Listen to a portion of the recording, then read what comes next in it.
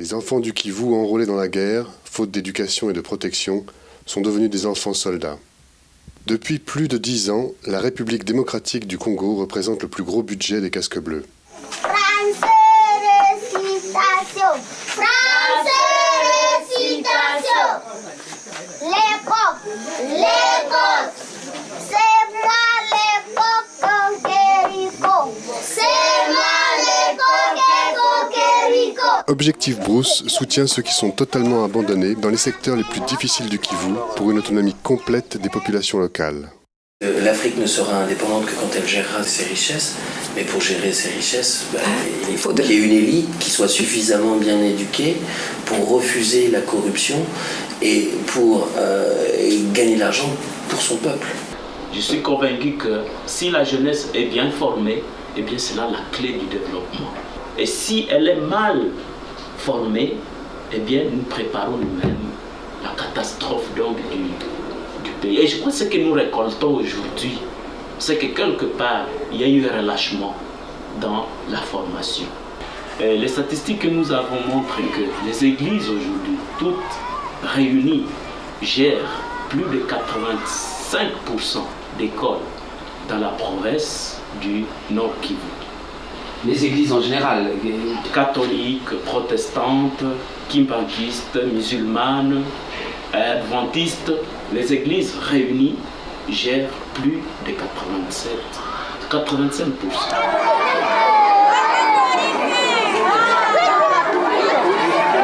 Nous avons une sorte de coordination de tous les réseaux, où nous retrouvons facilement les responsables des réseaux catholiques, des réseaux protestants, et même le musulman, et même y compris les écoles privées. Au moins 60% de nos élèves sont d'obédience catholique et protestante. Moi-même, qui vous parle, je suis un fruit des écoles conventionnelles catholiques, pour vous dire qu'à ce niveau, il y a vraiment l'ambiance et l'harmonie. Quand il y a une veillée parce qu'il y a un deuil dans une famille, on ne dit pas j'y vais pas parce que je suis protestant et sont des catholiques, ou j'y vais pas parce que c'est des bouddhistes et que je suis musulman. On va montrer, ici c'est pareil. Le secteur vraiment est uni. Donc, s'il y a un don, ça bénéficie à tout le monde.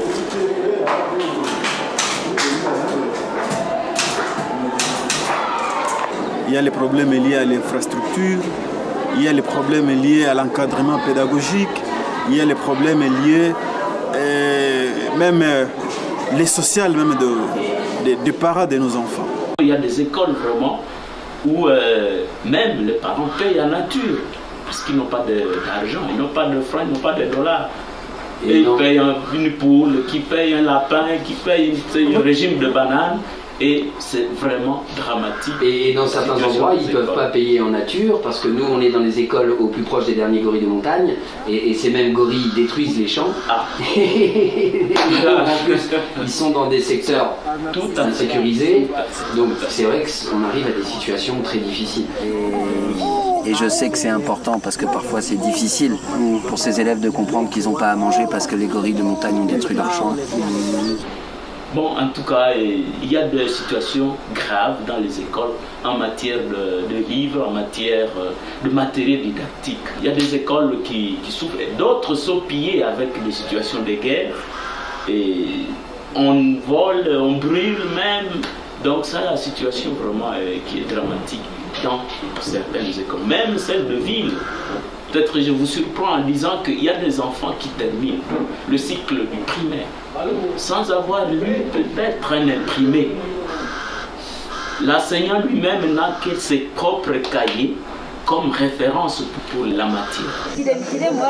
Deux fois d'ailleurs nous avons constaté lors des examens nationaux des enfants qui échouent parce que pour lui c'est la première fois de lire un imprimé.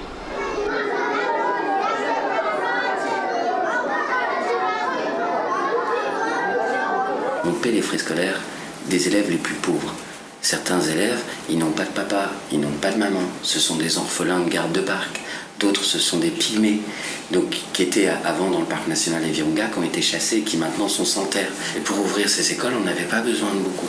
Il fallait juste faire de l'aide humanitaire aux populations et redonner tout le matériel qui avait été pillé.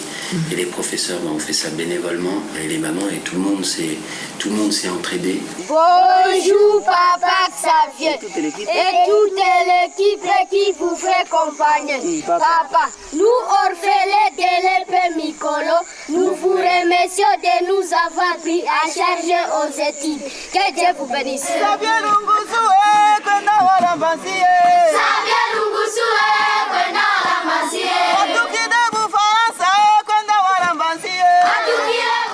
Il y a dans le cœur de chaque enfant 4 graines que seule l'éducation affectueuse peut faire germer, croître, fleurir, fructifier.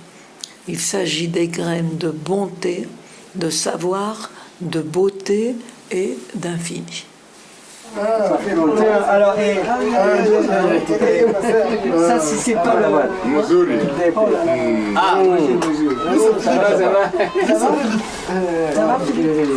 Les écoles peuvent être un lieu qui empêcherait les enfants de devenir des enfants soldats. Les écoles sont des sanctuaires. Nous, quand on a réouvert une douzaine d'écoles pendant la guerre, c'était avant tout pour protéger les enfants.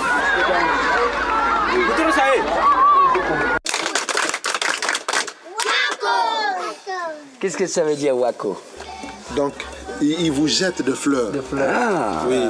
Aksanti Sana. Alors, je les jetterai aussi à Sœur Marguerite de votre part. Je lui dirai Wako aussi. Réouverture de plus de 20 écoles.